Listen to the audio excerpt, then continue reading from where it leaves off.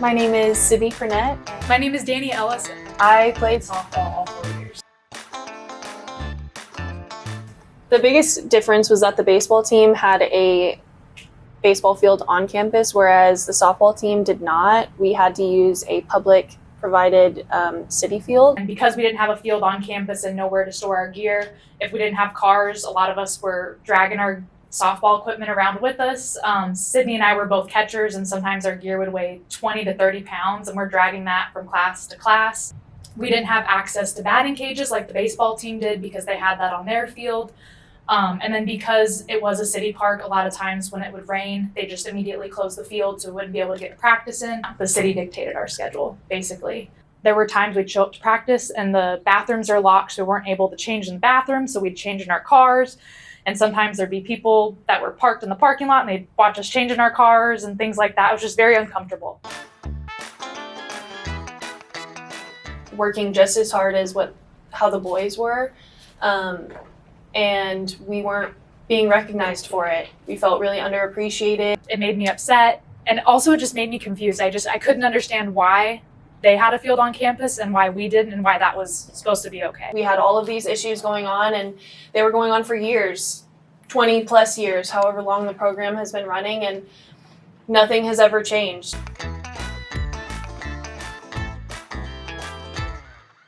Our senior year of high school, Sydney and I took a civics government class together, and our teacher, Mr. Leary, taught us about Title IX.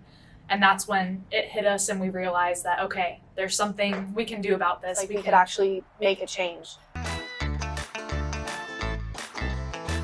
So we started with our athletic director to see what he knew about Title IX, how he could help us. And he kind of pushed us to our principal. So then Sydney and I had a meeting with the principal, and he turned out to not be very helpful. When we had talked to him about what we were looking for, to get a field on campus, because that's what the boys had and we deserve the same thing as the boys.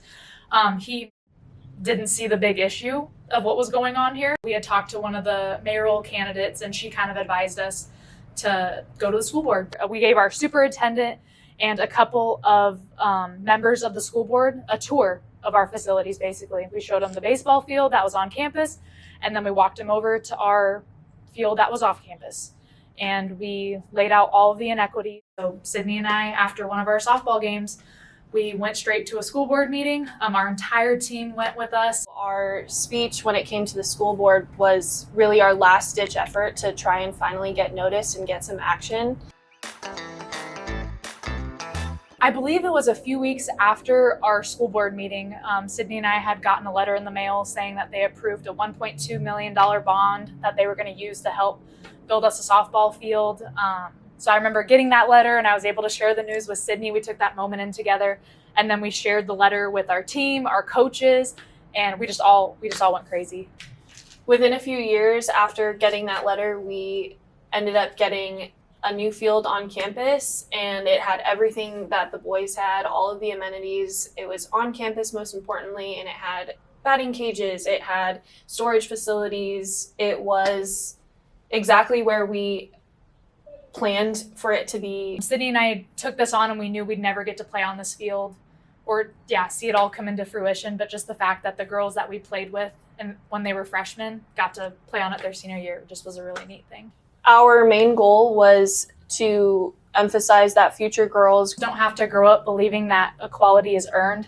They grow up believing that equality is expected. Our voices change the game. Yours can too.